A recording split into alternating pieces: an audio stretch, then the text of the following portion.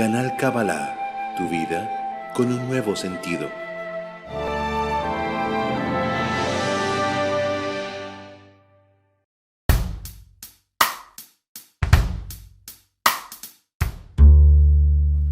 What do things like Freemasonry and secret societies have to do with Kabbalah?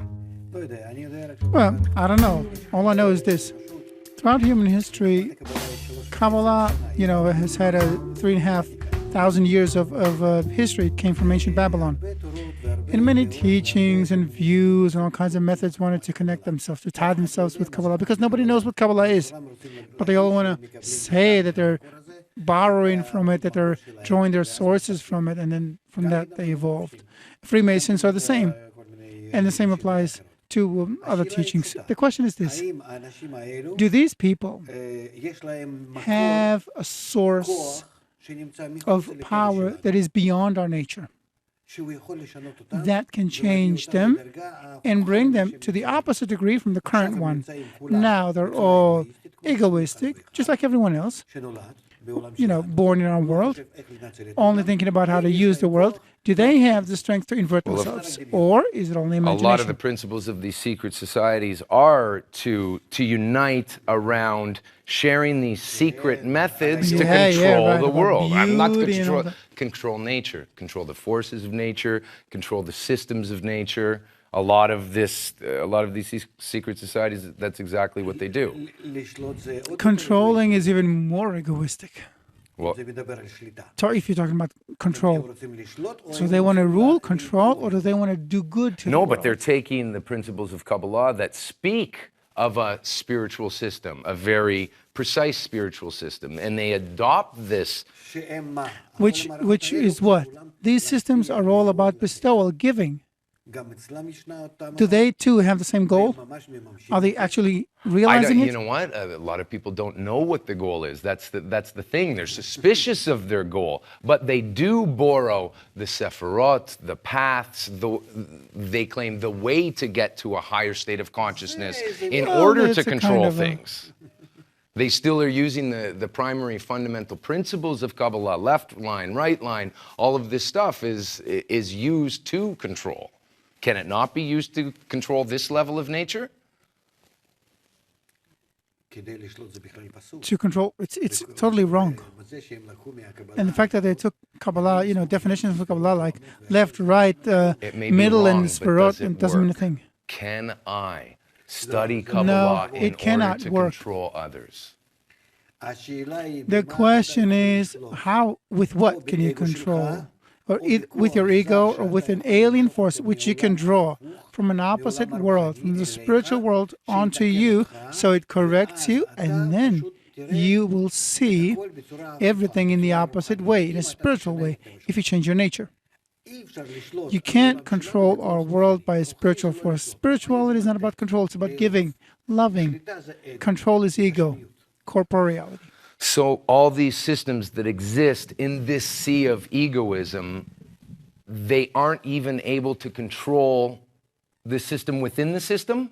You need this alien force. We need something beyond us. Yes. Yes. First of all, nothing works in our world except that force which changes us gradually and brings us closer to spirituality. And if we want to achieve that, we have to draw ourselves that force so it affects us even more powerfully, strongly. But controlling the world just like that, it's impossible. Look at history. Who's ever controlled? Well, no, speaking of history, I mean, there is countless instances of people that claim to have secrets or secret wisdom that are in positions of power where you have running threads throughout the entire Western world that lead back to places like Babylon and ancient Mesopotamia. And these supposedly still are using the same principles, very similar principles today.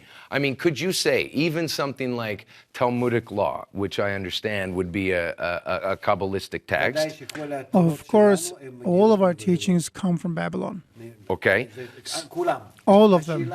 The question is, which of them is a genuine wisdom, genuine means that we can use to change ourselves and the world?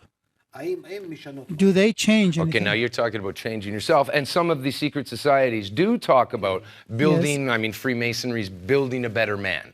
You know, the new man, the enlightened man, the better man. But they are still using these. How do you see that it happens to them? By what? By what force do they change themselves? They use Freemasonry, and a lot of these systems use what they call unconscious archetypes through symbology and ritual to awaken parts of themselves that are left dormant. This is what they say, and they, again, have been throughout history very influential and very powerful. And these archetypes and symbols they use, they draw from what you're saying are Kabbalistic texts. The Torah, the Talmud. So that's the problem. Okay, what's the problem? That's the problem. They're using symbols from Kabbalah, Okay. but only the symbols. They're not using the force that Kabbalah enables you to use to draw from the spiritual world and through it to change human nature. And they're not using the force. They're only taking symbols from books. That's it. But they share the same text, they share the same customs, and they share the same erroneous conclusions that they've drawn out of the same book. These all come, and everybody's got a different opinion. And they're all fighting amongst each other about their different opinions. So where's the codex? Where's the right way of looking at this book? Who has it?